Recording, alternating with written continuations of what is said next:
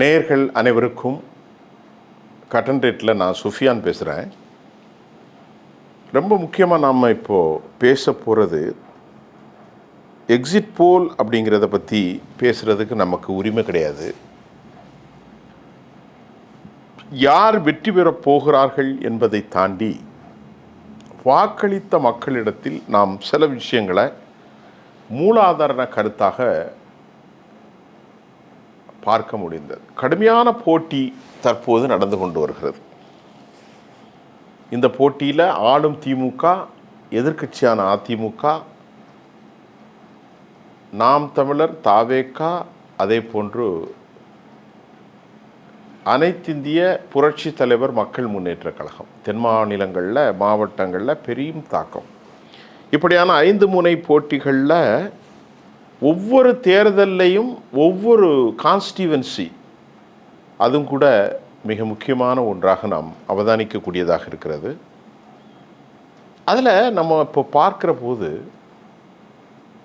எதிர்பார்த்ததை விட ஒரு முன்னணி நிலையில் விஜய் இருப்பதாகத்தான் நமக்கு படுகிறது. காரணம், திமுகவினுடைய எதிர் மனநிலை நிறைய பேருக்கு இருக்கிறத பார்க்குறோம். சில இடங்களில் திமுக நல்லா செஞ்சிருக்கு அப்படின்னு சொன்னாலும் கூட இந்த முறை அவர்களுக்கு பெரிய சிக்கல் என்னவென்றால், திமுகவினுடைய வாக்கு வங்கிகளில் பெரிய ஓட்டை விழுந்திருப்பதை நாம் பார்க்கலாம். பொதுவாக டாக்டர் எம்ஜிஆர் அவருடைய அந்த காலத்திலும் திமுக அதிமுகவுக்கு இடையிலே ஒரு 5% டிஃபரண்ட் இருக்கும். ஆனால் இந்த முறை நாம் பார்க்கின்ற போது திமுகவினுடைய பிரதான வாக்கு வங்கிகளான இஸ்லாம் மற்றும் கிறிஸ்தவ வாக்கு வங்கிகளிலேயே ஒரு பெரிய சரிவு ஏற்பட்டிருக்கிறது என்றுதான் நாம் கவனிக்கக்கூடியதாக இருக்கிறது. நான் ஏற்கனவே அதை சொன்னேன். ஏன்னா திமுகவுடைய வாக்கு வங்கி 25% 28% இல்லை. அதில் ஒரு 5%, 6% உடைபட்டு போகிறது என்றால், நான் சொல்வது மைனாரிட்டி ஓட்டு. எப்போதும் லட்டு மாதிரி கிடைக்கக்கூடிய திமுகவுக்கு ஓட்டு முஸ்லீம் வாக்காளர்கள், எப்போதும் லட்டு மாதிரி கிடைக்கக்கூடியவர்கள் கிறிஸ்தவர்கள். இப்போ தற்போது பிஜேபி கூட்டணிக்கு எதிராகத்தான் இந்த கடற்கரை ஓரமான கிறிஸ்தவ பெர்னாண்டஸ்ன்னு சொல்கிறது. தூத்துக்குடி மாவட்டத்தில் நிறைய பேர் இருக்கிறாங்க, நெல்லை மாவட்டத்தில் இருக்கிறாங்க, அதே மாதிரி கன்னியாகுமரி மாவட்டம், இந்த கடற்கரை ஓரமான மாவட்டங்கள். இந்த மாவட்டங்கள்லையும் அவர்களுக்கு ஒரு பெரும் செல்வாக்கு. ராமநாதபுரம் போட்ட மாவட்டங்களில் இருந்தாலும் கிறிஸ்தவ மீனவர்கள் அனைவருமே திமுகவுக்கு தான் வாக்குகள் போட்டார்கள். அதற்கு ஒரு காரணம், பாரதிய ஜனதா தற்போது எதிர்முனையில் இருக்கிறது. அதனால் பாஜக அதிமுக கூட்டணிக்கு நம்ம போட முடியாது. அதனால் நாம் இந்த முறை திமுகவுக்கு ஓட்டு போடுறது சரியாக இருக்கும் அப்படிங்கிற மனநிலையில் அந்த மக்கள் இருந்தார்கள். ஆனால் உண்மையிலேயே தற்போது நாம் பார்க்கிற போது நிலைமை ரொம்ப வித்தியாசமாக இருக்குது.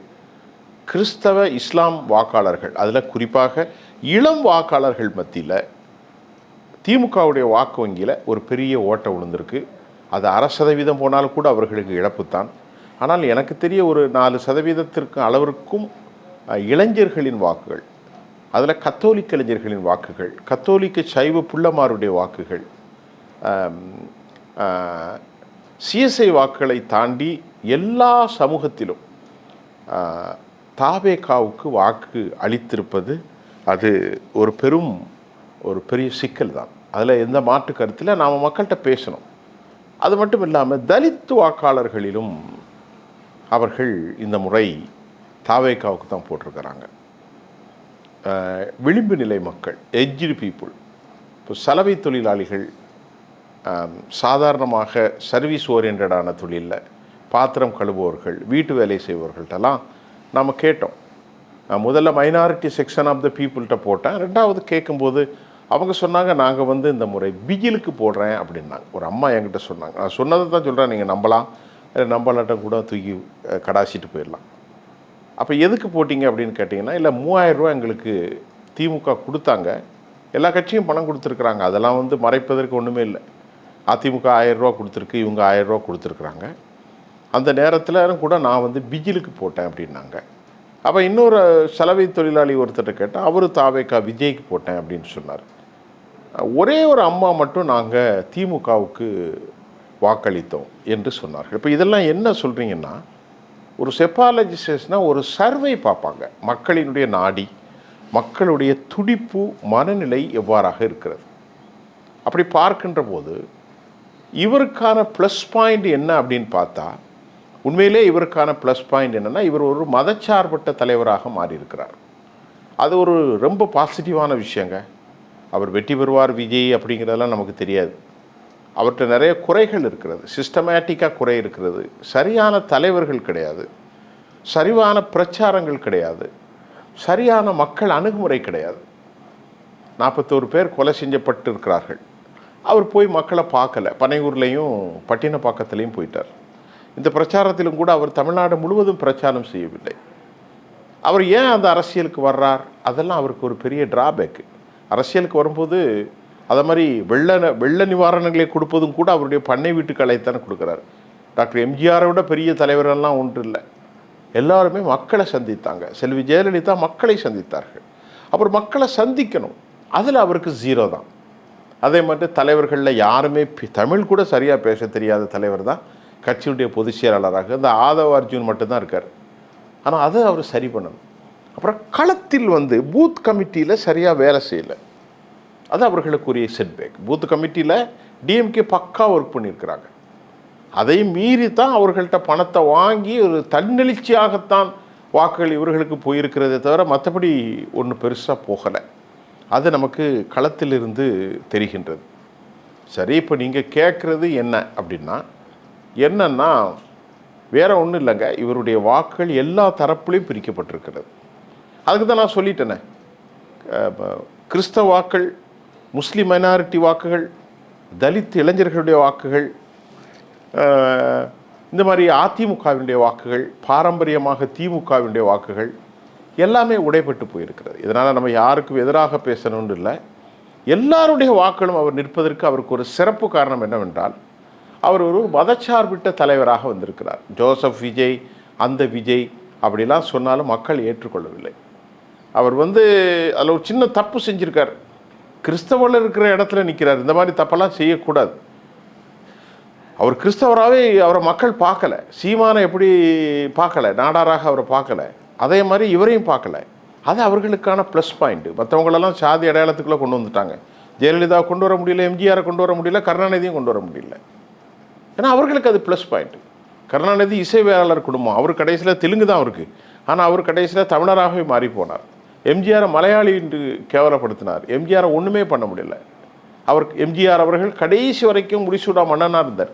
செல்வி ஜெயலலிதா அவர்கள் அதே மாதிரி மலையாளி, அதாவது கன்னட பெண்ணாகவும் பார்ப்பன பெண்ணாகவும் எவ்வளவோ கேவலப்படுத்த முடிஞ்சாங்க. அவங்க கடைசி வரைக்கும் ஆட்சியில் இருந்தாங்க. அந்த மாதிரி விஜய் அவரை விஜயை பொறுத்தவரை அவர் ஒரு தமிழ் பேசக்கூடிய வெள்ளாளர் சமூகத்தை சேர்ந்த பிள்ளை சமூகத்தை சேர்ந்த கத்தோலிக்கர். ஆனால் அவரை ஒன்றுமே பண்ண முடியல. அவருக்கு அது ப்ளஸ் பாயிண்ட். இப்போ நமக்கு கிடைச்ச தகவல் என்னென்னா, திமுகவினுடைய சென்டிமெண்டெல்லாம் அவங்க இதெல்லாம் முட்டாள்தனம். கொடைக்கானலில் போய் தங்கியிருக்கிறாங்க. தங்குற மட்டும் இல்லாமல் துர்கா ஸ்டாலினுடைய முதல்வர் அந்த அம்மா என்ன செய்கிறாங்க, அவங்க பல கோயில்களுக்கு போய் சாமி கும்பிட்றாங்க. அந்த கோயில் லிஸ்ட்டு நம்மள்கிட்ட இருக்குது. குழந்தை வேலப்பர் கோயில், இது பூம்பாறையில் இருக்கக்கூடிய ஒரு கோயில். இது சேர மன்னர்களால் அவருக்கு கட்டப்பட்டது, பழமையான தலம். இங்கு வழிபாடு செய்கிறது குடும்பத்திலும் பதவிக்கும் மேன்மை கிடைக்குன்னு அந்த அம்மா அங்கே போயிட்டாங்க. கடுமையான கலக்கத்தில் இருக்கிறாங்க. பெரிய மாரியம்மன் கோயில், குறிச்சி பாண்டவர் கொடைக்கானலில் காவல் தெய்வங்களாக கருதப்படும் இந்த ஆலயங்களிலும் துர்கா அம்மையார் போய் அவங்க இது பண்ணுறாங்க. இப்போது இந்த சூழ்நிலையில் திமுக மட்டுமில்லாமல் அதிமுக, பாஜக, நாம் தமிழர் கட்சிகளுக்குடைய நிர்வாகிகள் தற்போது அவங்கெல்லாம் ஊட்டி கொடைக்கானலில் அமர்ந்து கொண்டு யோசனை போடும்போது ஒரு செய்தி வந்திருக்கிறது. நேற்று பனையூரில் அவசரமாக வர சொல்லி 40 தொகுதிகளில் வெற்றி வாய்ப்பு, அதை மிக கவனமாக நீங்கள் கையாளணும் அப்படின்னு சொல்லி அந்த வேட்பாளர்கள் அவ்வளோ பேரையும் வர சொல்லியிருக்கிறாங்க. வர சொல்லி பூத் கமிட்டியில் தெளிவாக இருக்கணும். எண்ணப்படும் போது கலவரங்கள் வராமல் பார்த்து கொள்ள வேண்டும். வேண்டுமென்றே அவர்கள் செய்வார்கள், அதை மாற்ற வேண்டும். அப்படிலாம் திட்டம் போட்டது எதுக்குன்னா, நடிகர் விஜய் வந்து இப்போ ஒரு பெரிய ஆளுமையாக உருவாகி 234 தொகுதியிலும் ஒவ்வொரு தொகுதிக்கும் 25%, 15%, 18 அப்படின்னு ஓட்டை பெற்று ஒரு 40 தொகுதி 30 தொகுதின்னு ஜெயிச்சிட்டா அடுத்து 2029 ஹீரோவாயிடலாம். இப்போ நம்ம முதலமைச்சர் ஆகாட்டான்னு பரவாயில்ல, அது அவங்களுக்கு தெரியும். அடுத்து நம்ம அதுக்காக வலுவான கூட்டணிகளை கொண்டு வரலாம். டிஎம்கே கூட்டணியில் இருக்கக்கூடிய அனைவரையும் உடைத்து கொண்டு வரலாம். திமுகவுக்கு எதிரான மனநிலை வந்துடும் அப்படிங்கிறது அவர் எதிர்பார்த்து காத்திருப்பதைப் போல நமக்கு செய்திகள் வந்திருக்கிறது. இப்போ யார் வெற்றி பெறுவார்கள் என்றெல்லாம் சொல்ல தெரியாது, எங்களுக்கு அது சொல்லவும் கூடாது. இப்படிப்பட்ட சூழல் தமிழ்நாட்டில் ரொம்ப ஆழமாக காணப்படுகிறது. எல்லோருக்குமே ஒரு படபடப்பும் பரபரப்பும் இருக்கிறது. நாம் கொஞ்சம் பொறுத்திருப்போம், ஒரு 2-3 நாள் கழிச்சு இந்த ரிசல்ட் உங்களுக்கு வரும். அப்போது இந்த விவகாரத்தை நான் தெளிவாக பேசலாம். அதுவரை உங்களிலிருந்து நான் உங்கள் சுஃபியான் விடைபெறுகிறேன். நன்றி.